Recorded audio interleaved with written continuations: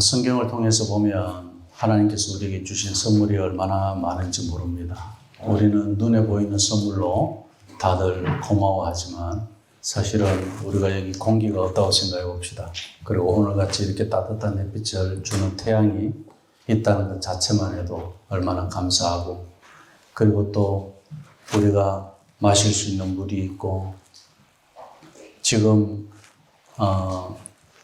지진으로 인해서 어려움을 겪고 있는 튀르키예나 또 시리아 이런 나라들 생각해 보면 지금 골든타임이 지났다고 하는데 그 물 한 방울이 그 가치가 얼마나 클까요? 사람의 생명을 좌우하는 그 물 한 방울의 가치, 그런 것들이 다 선물이에요. 그러니까 우리는 물도 뭐 그냥 있으니까 이렇게 마시다가 또 버리기도 하고, 그죠? 네. 이 어떤 사람에게는 그것이 굉장히 생명이 오고 가는 데 있어서 가치가 있고, 어떤 사람에게 있어서는 그것이 내 생명하고 상관이 없다고 생각해서 마시는 물 하나가 가치가 없을 수도 있어요.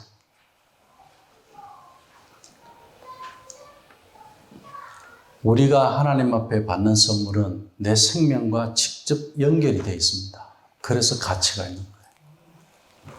우리가 지난주에 나눴던 은혜가 그렇죠?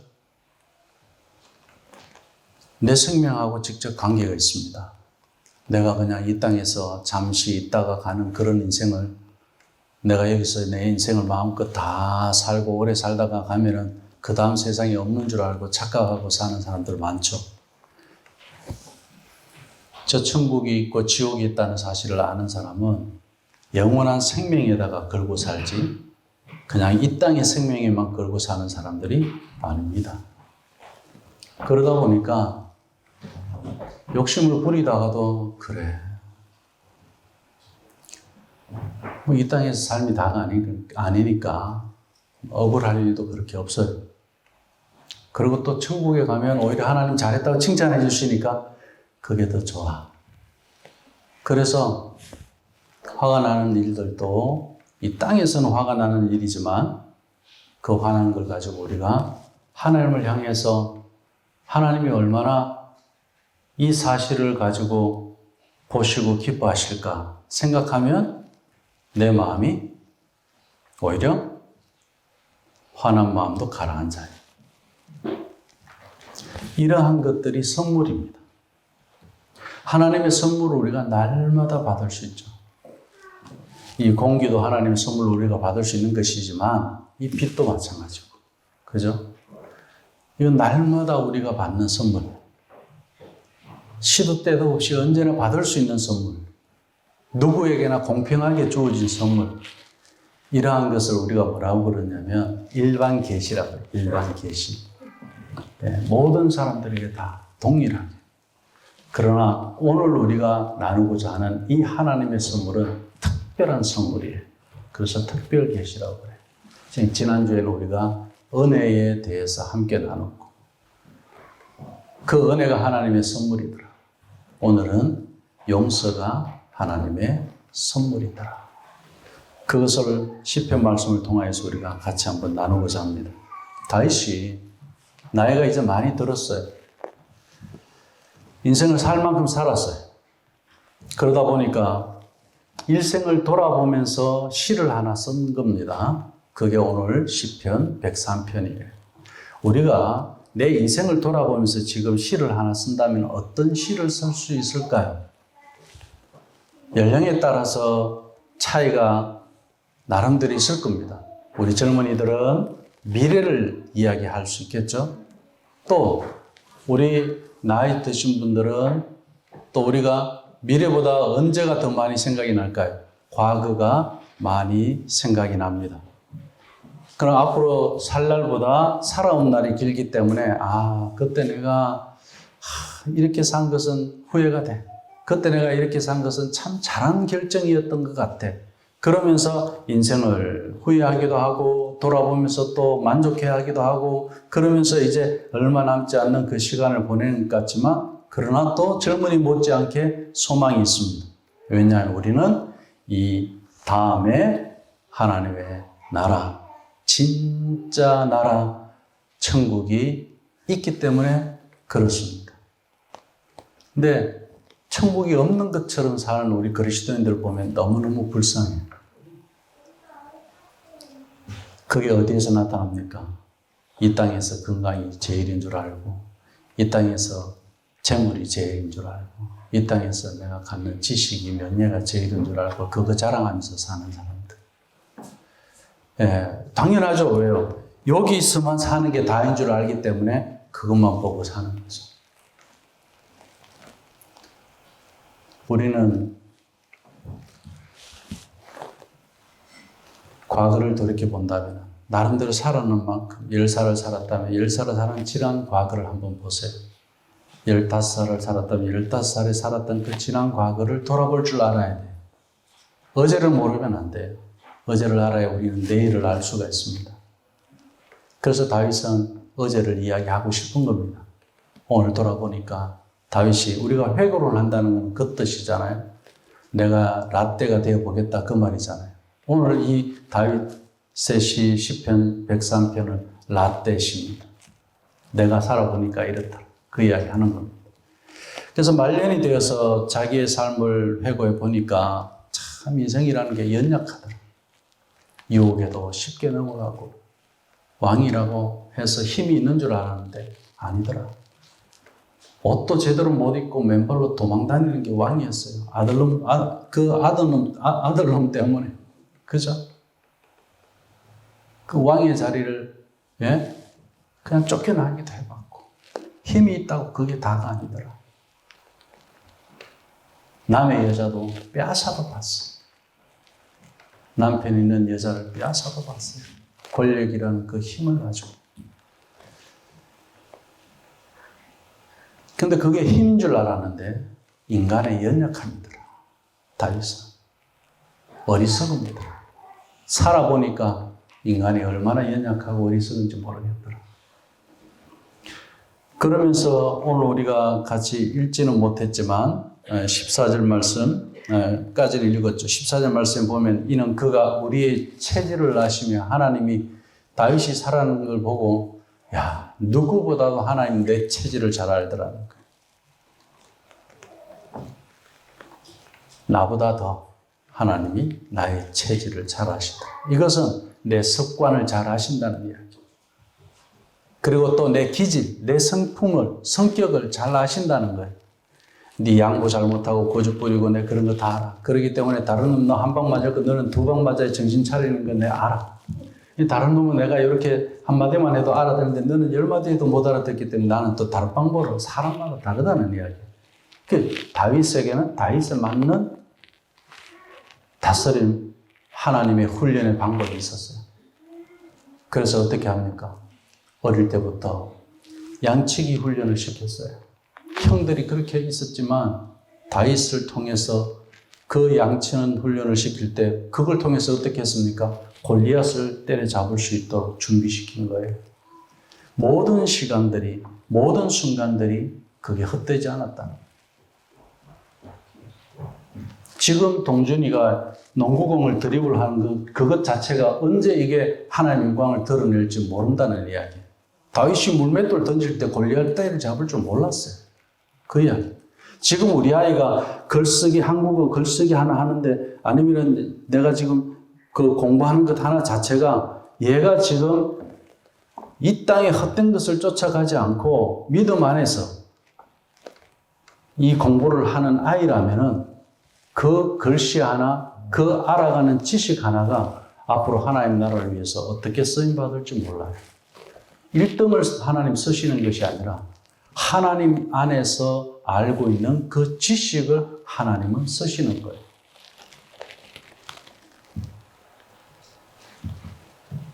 그 체질을 아신다는 그 이야기. 하나님 머리가 나쁜 사람한테는 머리가 나쁜 데서 어떻게 해요? 그 나쁜 걸 통해서 하나님 또 쓰셔요. 오늘 여기 내 연약함을 통해서 하나님 나를 쓰시는 것에 대해서 우리가 3세 찬양팀에서 찬양을 했어요. 우리의 연약함을 통해서 하나님 쓰시는 거예요. 연약함이라고 해서 너는 왜 그렇게 연약하냐? 너는 왜 그래 부족하냐? 너는 왜 그렇게 무식하냐? 너는 왜 그래 고집이 세냐? 고집 센 거 가지고 하나님 쓰신다는 이야기. 부족함을 가지고 서신다. 우리가 아프잖아요. 그럼 하나님 내 왜 병을 고쳐주지 않으세요? 그렇게 말할 수 있어요. 그죠? 고쳐주시면 좋겠어요. 그런데 바울은 어떻게 했죠? 하나님께서 가시로 두고 서시는 거예요.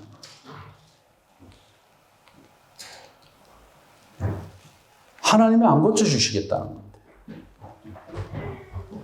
체질을 아십니다. 우리 인간은요, 얼마나 어리석으냐. 우리 지금 바이러스 하나에도 꼼짝을 못 하잖아요. 그죠? 그런데 내가 되게 강한 줄 알아. 그죠? 다윗은 살아보니까 연약하더라. 그게 다윗이 내린 자기 인생에서 이야기하고 있는 겁니다. 체질을 아시며 연약한 체질입니다. 우리가 단지 먼지뿐임을 어느 정도로 불면 날아가는 먼지야.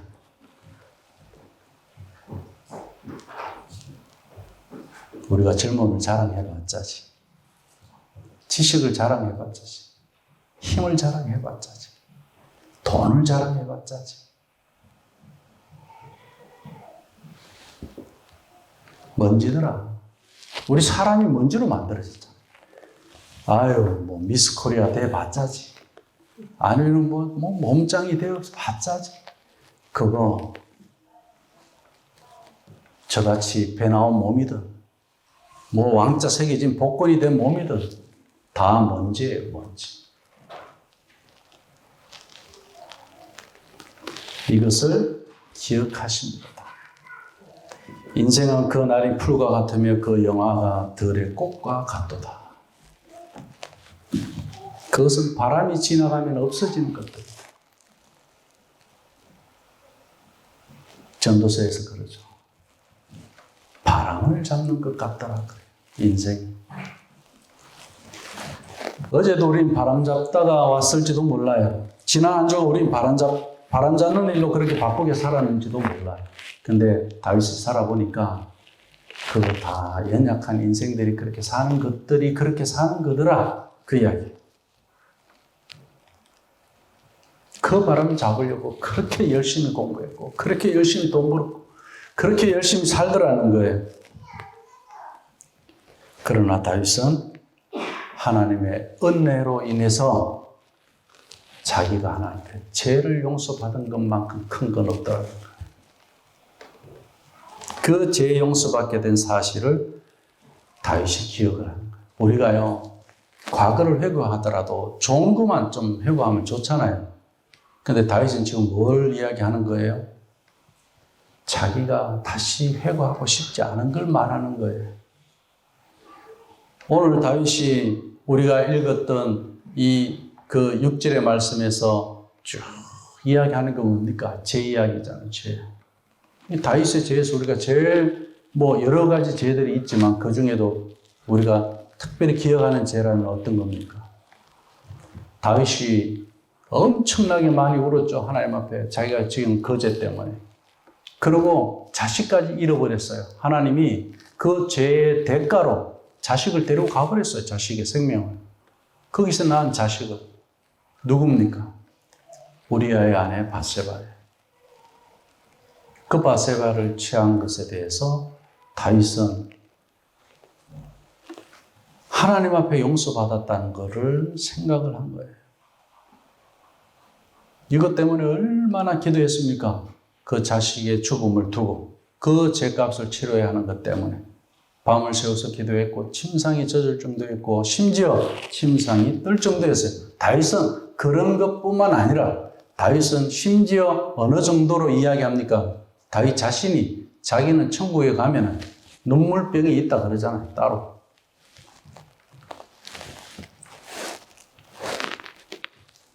왜 우리가 울어야 할까요? 왜 우리가 용서받아야 합니까? 우리가 연약한 존재이기 때문에 용서 없이 살 수 없는 거예요. 그래서 다윗은 죄를 용서받게 된 사실을 기억하고 하나님께 항상 감사하며 사는 삶이 됐던 거예요. 찬양하며 사는 삶이 됐던 겁니다.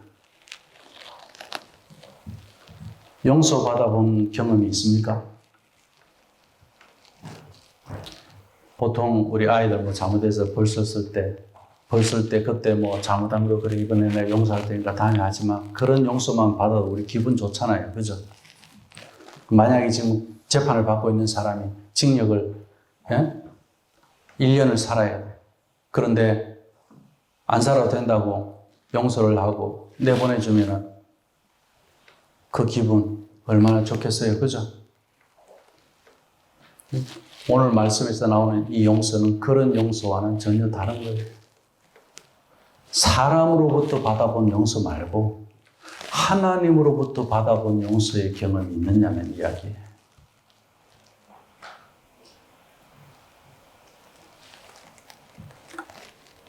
팔 절 말씀에 여호와는 긍휼이 많으시다 그랬어요. 너무너무 은혜로우시고 다윗이 살아보니까 하나님은 자기를 얼마나 불쌍히 여겨주셨는지를 알아. 그래서 다윗이 울 때마다 하나님은 야 괜찮다. 내가 네 친구잖아. 그리고 내가 너와 함께 하잖아. 그래 다시 일어서야 돼. 힘내. 하나님 늘 그렇게 긍휼이 많으시고 은혜로우시고 뭐예요? 나 같으면 벌써 이 손이 나갔을 텐데 우리 하나님 노하기를 어떻게 하시더라? 더디하시더라. 그렇다면 하나님의 용서를 받아온 다윗은 지금 어떻게 살고 있을까요? 그동안에 어떻게 살았을까요? 하나님이 노하기를 더디하시는 것을 자기도 더디하는 걸 해봤겠죠. 그러면서 신하들이 다윗을 통해서 무엇을 경험합니까? 아, 하나님은 노하기를 더디하시는 하나님이구나. 우리 왕이신 다윗의 임금을 보니까 그게 보여. 오늘날 우리 부모에게 주어진 것이 이런 거예요. 내가 왜 노하기를 더디하느냐? 그것은 하나님한테 내가 용서를 받아본 사람은 어휴, 내가 지금 이런 일 하나님 나 이거 그냥 내 성격 같으면 벌써 이거 하나님이 대노를 해도 벌써 대노를 여러 번 했을 텐데 더디하더라. 그걸 경험해봤잖아. 그럼 내가 사람 관계에서도 노하는 걸 더디하는 거야. 어떤 사람은 그러죠. 화가 병을 가져온다고 그러죠. 화를 자주 내는 사람들이 뭐 이렇게 병을 가져온다고 그런 이야기도 하고. 특히 지도자들, 나라의 임금도 노하기를 더디한다면 백성들이 어떻게 되겠어요? 불안해서 힘들죠. 대통령이 대노했다, 화를 냈다. 이런 건 좋은 소식이 아니에요. 화낼 일이 있어도 어떻게 해요? 더디하더라. 이건 뭐예요? 하나님으로부터 용서를 받아본 사람이 하는 일이에요.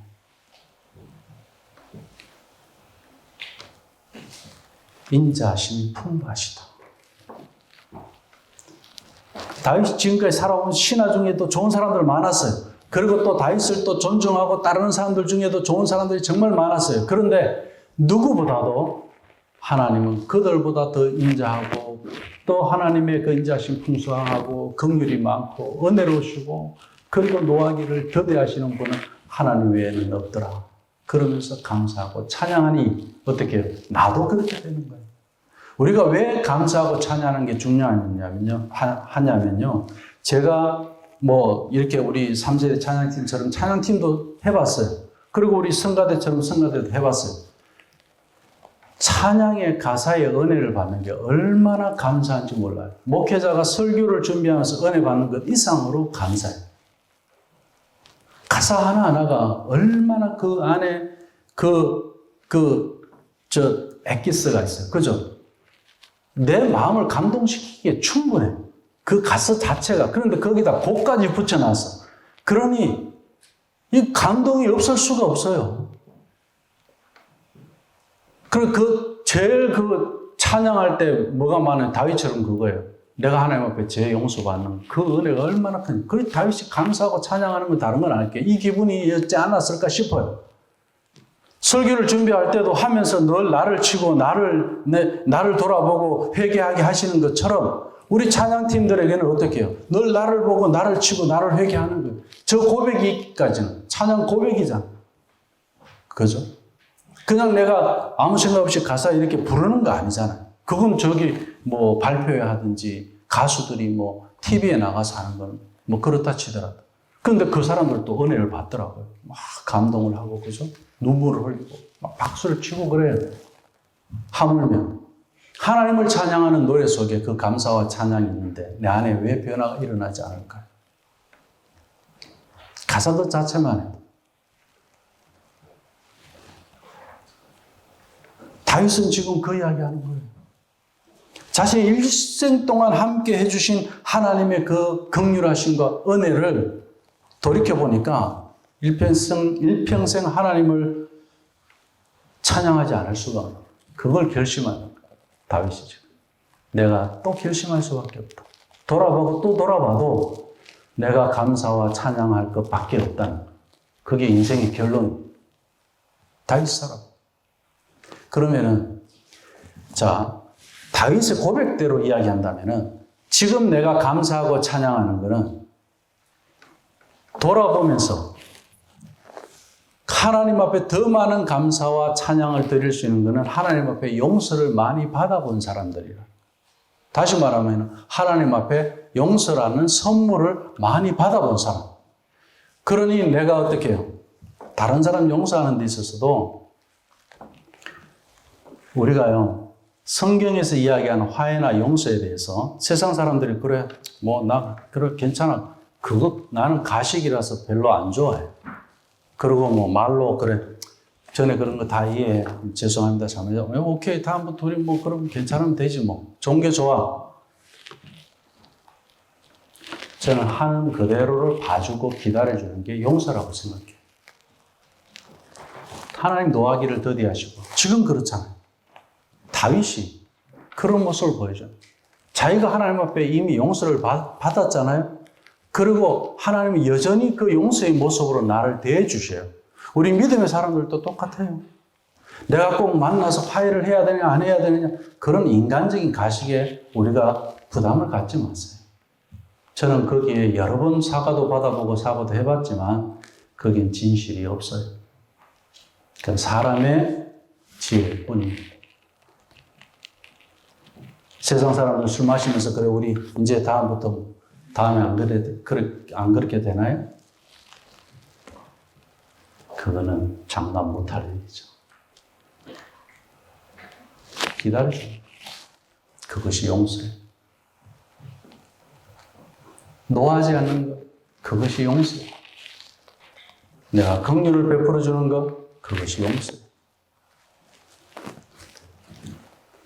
그래서 다윗은 오늘 1절부터 그러잖아요. 내 영혼이 송축한다 그랬어요. 내 영혼이 찬양한다. 송축한다는 이야기는 하나님 나에게 이 주신 것을 내가 그대로 받은 걸로 끝내는 거 아니에요.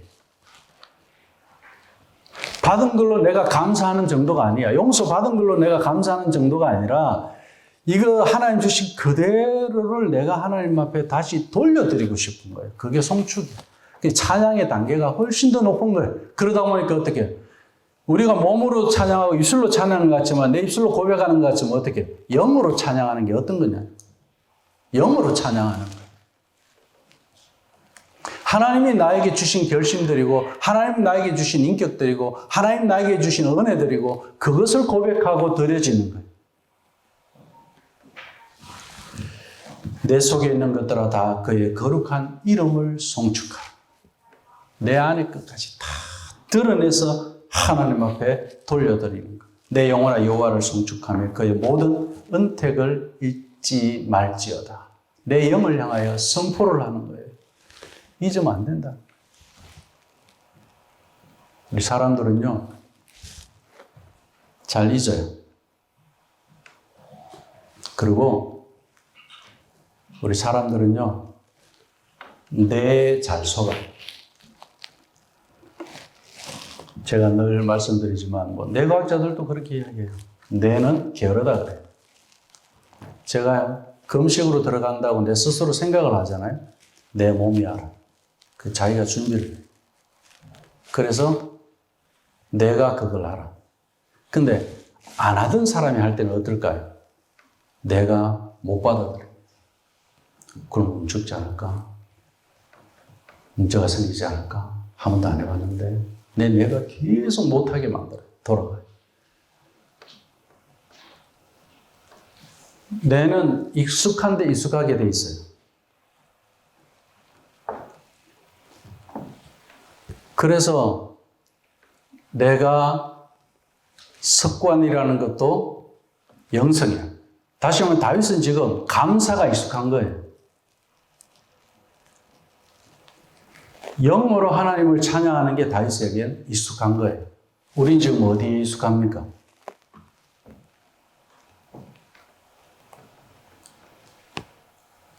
오늘 예배 드릴 때 우리는 어디에 익숙하죠? 오늘 우리가 찬양할 때 어디에 익숙하죠? 항상 그 익숙함에 따라서 해요. 반주자도 교회 오면은 제일 먼저 여기 가서 뭐 하겠죠? 기도를 하든, 그러고 하고, 또 하고, 가고, 그죠? 눈 감고도 할 정도예요. 몇십 년을 했으니까. 그죠? 그런데 그것이 똑같은 모습이지만 그 안에 하나님의 영이 살아있는 데서는 매번의 반주가 다를 것이고, 매번의 찬양이 다를 것이고, 우리가 서서 찬양하는 것 자체가 하나님 앞에 엄청난 기도요, 그분을 영화롭게 하는 겁니다. 어느 정도냐면요, 내 말 한 대로 들어준다고 그랬잖아요. 제가 어제 사모님 만나서 잠깐 나눈 대화 속에서 그런 이야기가 있었어요. 사모님 최근에 그게 생각이 났다는 거예요. 임경준 목사님이 나이 55세가 되었을 때 그 위암으로 이 투병을 하실 때, 그때는 우리가 모를 때였죠. 이 복수가 찼을 때, 마지막 때가 됐는데, 어머니가, 임경준 목사님의 어머니가 내 생명을 거두어 가시더라도 자식의 생명을 살려달라고 40일 작정을 하고 기도를 했어요. 그런데 정말 어머니는 이제 하나님에게로 가셨고, 그리고 아들은 은혜를 입고 치유를 입고 건강한 몸으로 회복이 됐어요. 임 목사님 같은 경우. 그런데 그때 너무나도 애절했고 간절했으니까 함께하는 사모님 같은 경우는 하나님 앞에 간절히 기도했던 거예요. 하나님, 남편 10년만 좀 더 살게 해달라고. 근데 딱 10년 살고 가셨어요. 그런 대로 해주셨죠? 영어로 하는 기도, 영어로 하는 찬양, 우리가 함부로 고백하는 거 아니에요. 어떤 사람들은 심지어 주기도문 할 때 내 죄를 용서해달라고 그 할 때 다른 사람이 내가 다른 사람을 용서하는, 다른 사람이 나를 용서한 같이 이 대목에서 기도를 못하는 사람이 있어요. 낙태가 용서 문제에 걸려서. 우리가 고백이라는 것, 영적으로 기도한다는 것은 그렇게 깨어 있는 거예요. 그냥 있기 때문에 한다는 이야기, 단순한 그런 문제가 아니라는 겁니다. 모든 것이 살아있는 거예요. 심지어 우리가 그 성서유니온 매일 성경 묵상책을 한국에서 제일 처음 시작했던 이 등사판 빌면서 시작했던 장로님 계시죠? 윤정아 장로님. 그분이 72세인가 하나님 나라 가셨어요. 이제 지금은 시간이 좀 됐죠. 그 북미를 남미까지 이렇게 돌고 한국 들어가시는데 캐나다 오시고 그리고 미국 돌고 멕시코 가셨다가 브라질인가? 거기서 이제 심장마비로 하나님 나라를 가셨어요. 근데 그분이 15년 전에 이사야서 말씀 묵상을 하면서 그때 몸이 굉장히 힘들고 생명이 이제 그 죽느냐 사느냐의 문제를 두고 있었어요. 그때 이사야서 말씀에 히스기야 왕 생명 연장에 대한 것을 묵상을 했어요. 하나님, 저는 오늘 이 말씀 믿습니다. 이 말씀대로 하나님 저 좀 살려주십시오. 아직 하나님은 어떠실지 모르지만 저에게 주어진 몫이, 저에게 주어진 사명이 아직 있다고 생각한다. 그리고 당신이 기도했는 그 연장만큼 살다가 그때 가신 거예요. 내가 건강관리 잘해서 사는 거 아니죠. 요즘 물론 의술이 생명을 연장시키고 그런다고 하지. 다윗은 살아보니까 인간은 연약하다는 거 모르고 사는 자만큼 어리석은 인간이 없더라는 거예요. 자기가 그랬다는 거예요. 인간은 그만큼 연약한 거예요. 근데 내가 뭐 스타가 되면 유명해지면 내가 뭐 세상에 무슨 성공을 한 사람이고 그런 식으로 생각하는데 다윗은 왕의 자리도 써본 사람이잖아요. 나이 들어서 보니까 왕의 자리 역시 연약한 자리더라고요.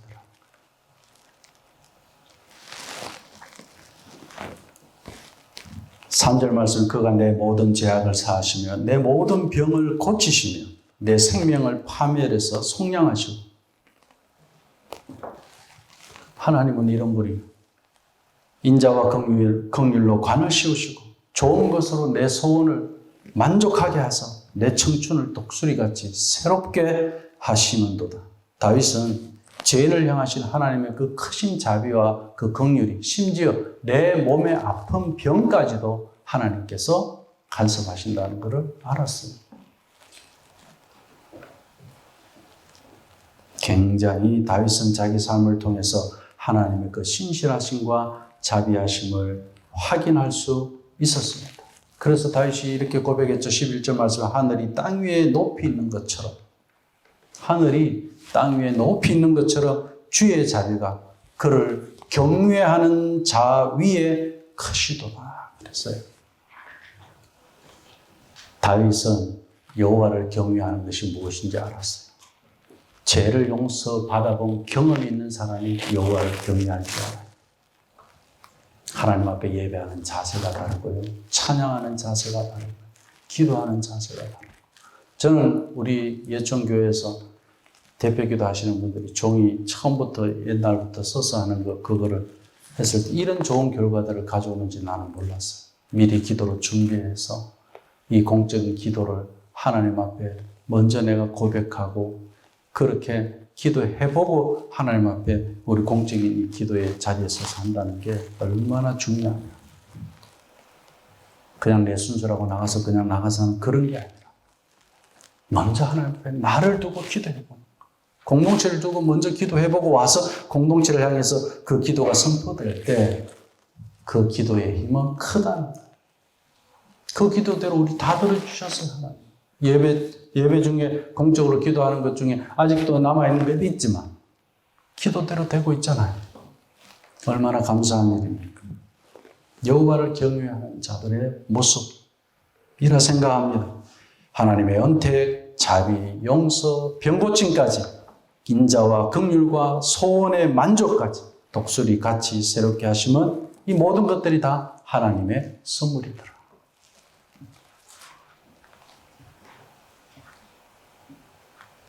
저는 우리 성가대가 여기 앞에서 앉아 있으니까 보기가 너무 좋아요. 옛날에 제가 찬양팀 할 때 이상하더라고요. 앞에서 은혜롭게 막 뜨겁게 찬양해서 돌아가면 찬양 팀들은 다 빠져나가. 뒤에 앉든지 예배당에 나가버리든지 그래요. 교회들마다 그렇게 하더라고요. 자기들 할 일 끝났다 이거지. 그 영어로 하는 게 아니에요. 앞에 앉아서 은혜 그대로 받고 누구보다도 내가 앞에서 찬양을, 저도 마찬가지죠. 설교하는 사람이니까 누구보다도 제가 더 본이 돼야 되겠죠. 그건 오늘 이 공적인 데서 뿐만 아니라 다른 것도 마찬가지입니다. 그건 하나님께서 우리를 통해서 감사와 찬양과 영광을 돌리게 하기 위해서 하시기 때문에 그래요. 다윗은 자기가 살아봤을 때 그렇더라. 나를 통해서, 왕을 통해서, 이 나라의 왕을 통해서 하나님의 왕이신 걸 보여주고 싶어 했는데 그때 내가 제일 많이 걸렸던 문제가 뭐냐면 자기 습관이었어요. 그게 제일 문제였어요. 그것을 하나님 앞에 용서받고 났더니 내 입술에서 감사가 터져나오더라. 찬양이 터져나오더라. 송축이 나가더라. 하나님의 그 은혜가 크더라. 긍휼이 많더라. 이런 것들을 다윗이 고백하게 됐던 거예요. 어디에서 출발한 겁니까? 그것이 죄를 용서받은 데서부터 출발했다라는 거죠. 그래서 다윗이 오늘 시편 103편 전체 보면요. 자기 자신을 두고 그렇게 이야기하면서 이스라엘아 너희들도 마찬가지다. 이스라엘이 하나님 앞에 연약하다 할지라도 하나님은 약속을 지키시는 분이시다. 신실하신 분이다. 내가 경험해봤다. 그러니 우리 이 나라 이 백성들까지도 어떻게 하라고요? 하나님의 그 자비하심과 신실하심, 거기에 그렇게 대해 주시는 것을 너희들이 믿고 감사와 찬양을 드리라. 그 이야기. 거기다가 다윗은 여기서 끝내고 싶지 않았어요. 오늘 103편 마지막으로 가보면 우리가 읽지 않았지만 어떻게 이야기하느냐 하면은 참 놀라운 이야기를 해요. 다윗의 신앙관에 이게 있다는 게 저는 너무너무 감사했어요. 왜냐하면 다윗이 자녀 양육에 있어서 많이 실패한 부분들이 많았잖아요. 그런데 나라를 생각하면서도 그렇고 자기 자손 후손을 생각하면서도 마찬가지겠죠. 15절에서 18절까지는요. 언약을 지키시는 여호와를 찬양하라고 이야기해요. 자손 대대로 하나님께서 복을 약속하시고 긍휼을 약속하시고 선물을 약속하시고 이 용서가 이어지고 하나님 나에게서만 긍휼이 끝나지 아니하고 나에게서만 죄에 대한 용서가 끝나지 아니하고 이제는 내 후손에게까지도 하나님의 그 약속을 지켜내시는 그런 신실하시는 분이라는 것에 대한 믿음을 갖게 된 거예요. 왜? 그동안에 살아온 인생을 과거만 봐도 이제는 미래가 더 확실해진 거예요. 그리고 어떻게 앞으로 미래 더 우리 후손에까지 거기에는 다윗이 뭐라고 이야기하면서 먼지 같더라. 풀의 꽃과 같더라. 인생이 유한하다는 걸 이야기하면서 하나님의 영원성을 어떻게 드러냅니까? 네 자손과 자손의 자손들이 그 자손들을 통해서 하나님 찬양을 받으신다. 감사를 받으신다. 무엇을 통해서? 용서를 선물로 줌으로 해서. 우리 자녀들이 용서받도록 우리가 기도해야 되고요. 하나님 앞에 우리 믿음의 가족들이 용서받도록 기도를 해야 돼요. 왜 은혜를 못 받고 왜 믿음이 자라지 않느냐, 왜 신앙이 자라지 않느냐, 왜 나는 믿음이 없지? 용서받아 본 경험이 없어서 그런 거예요. 용서받으려면 어떻게 해야 합니까? 말씀을 정리해 보겠습니다. 용서받으려면 어떻게 해야 됩니까? 내가 용서가 필요한 존재라는 걸 제일 먼저 알아야 되죠. 다윗처럼 내가 연약하다는 걸 알아야 돼요. 인생이 연약하다는 걸 알아야 돼요. 먼지라는 걸 알아야 돼요. 풀의 꽃과 같다는 걸 알아야 돼요. 그러면 하나님을 의지하게 돼 있습니다. 그러나 내가 용서가 필요한 존재임에도 불구하고 용서받을 방법을 내가 몰라요. 그래서 용서는 하나님의 선물이라고 그래요. 내가 용서받고 싶다고 또 용서가 되는 게 아니란 말이에요. 지난주의 말씀과 이어지죠. 은혜가 아니면 이게 될 수 없는 일이기에 우리가 흙으로 왔다가 흙으로 돌아갈 연약한 존재인 것을 하나님은 철저하게 알아라는 것을 우리 인생을 통해서 보여주셔요. 모르면요, 계속 하나님을 알게 하기 위해서 사랑의 방법을 어떻게 합니까? 너는 흙일 뿐이야 하는 걸로 반드시 알게 해주십니다. 몽둥이를 가져가시든 아니면 어떤 사람을 통해서 하시든 아니면 어떤 환경을 통해서 하시든 하나님을 의지할 수 있도록 하나님의 그 용서를 통해서 너의 인생에 바뀌는 것을 하나님이 알고 싶어 하십니다. 그래서 내가 그것을 알고 깨닫고 하나님 앞에 감사와 찬양을 드릴 수 있도록 하나님은 우리를 도우시는 분이에요. 그래서 제일 중요한 것은 우리 인생은 잠시 피었다가 바람과 같이 사라지고 시들어버리고 풀과 같이 그 풀에 피는 꽃과 같이 무상하기 때문에 나에게 용서의 기회가 주어졌을 때 미루면 안 돼요. 때가 있어요. 언제요? 내가 정말 힘들 때. 내가 왜 이러지? 왜 나만 힘들지? 이럴 때 하나님, 제가 하나님을 의지하지 않았네요. 그래서 제가 이렇게 힘드네요. 하나님을 의지하지 않을 정도로 내가 이렇게 교만했네요. 참 어리석었네요. 하나님, 이런 나를 그냥 지금까지 참아주신 거 너무너무 고맙습니다. 용서의 방법밖에 없으니까 하나님 불쌍히 여겨달라. 그렇게 입술을 열어서 한번 고백해 보세요.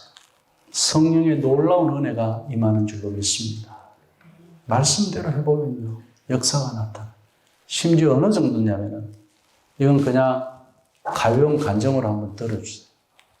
진이가 금식을 하다가 자기가 제일 좋아하는 한국에서 배달된 조리품 과자가 있었어요. 금식을 하다가 책장에 그게 보이는데 그게 얼마나 먹고 싶은 거예요. 어떻게 이겼겠어요? 말씀이 아니고는 이길 방법이 없어요. 자기 간증을 했어요. 사람이 떡으로만 사는 것이 아니라 하나님의 말씀으로 사느니라 했더니 진짜 싹 사라지고 지금까지 거기 있는데도 아무 문제가 없어요. 그 조리품 그대로 있습니다. 하나님의 말씀이 이렇게 능력이 있어요. 우리가 그렇게 고백하고 기도해보세요. 우리 하나님 왜 용서가 필요한 우리인 걸 알고 계시는데, 왜 연약한 우리인 걸 알고 계시는데 왜 용서를 하나님께서 하시지 않겠습니까? 오늘 17절, 18절 말씀으로 이 말씀을 오늘 우리가 이 말씀을 정리한다면은 여호와의 인자하심은 자기를 경외하는 자에게 영원부터 영원까지 이르며, 여호와의 인자하심은요 영원부터 영원까지. 이 인자라는 단어가 헤세드라는 단어의 헤세드, 은혜라는 단어, 사랑이라는 단어입니다. 히브리어. 그런데 어떤 사랑인지 그냥 사랑이 아니에요. 언약적 사랑에만 쓰는 단어입니다. 이 단어. 약속이 있는 사랑. 그냥 지나쳐버리는 사랑, 나하고 무관한 사랑이 아니에요. 나하고 밀접한 관계, 손가락에서 도장까지 찍고 확실하게 약속한 그 사랑이, 그것도 변함없고 깨어질 수 없고, 이거는 생명이라, 그 어떤 생명도 이것을 끊을 수 없는 그런 약속으로 되어진 사랑. 이어서 말씀합니다. 그것이 영원부터 영원까지 이르며 그의 의인은 자손의 자손에게 이르리. 곧 그의 언약을 지키고 그의 법도를 기억하여 행하는 자에게로다. 용서는요, 나 한 사람 받은 선물로 제한하지 않고 영원에서 영원, 그 자손의 자손에게까지 유산이 될 영원한 선물입니다. 그래서 용서받는 우리 자녀를 볼 수 있어야 돼요. 용서받는 우리 성도들이 은혜받는 성도가 되는 거예요. 정죄하는 데서는요, 은혜로운 성도가 나올 수가 없어요. 용서를 해야 은혜가 뭔지를 압니다. 오늘 이 말씀 속에서 우리에게 이 언약의 정표를 우리 하나님은 확실하게 주셨어요. 그게 뭡니까? 예수님의 십자가입니다. 가장 확실한 정표입니다. 독생자를 보내시고 대속의 십자가를 지심으로 우리의 죄를 용서해 주기 위해서, 우리에게 그 어떤 방법으로도 되지 않기 때문에 할 수 없는 그 일을 우리 예수 그리스도 그분을 보내서 이 복음을 믿는 자에게 헤세드를 주시는 겁니다. 유한한 인생이지만 하나님의 용서를 바라보면서 영혼과 영혼의 잇대고 그 자손의 자손을 잇대어서 살아가는 우리 헤세드의 인생들이 다 되시기를 주님의 이름으로 축원합니다.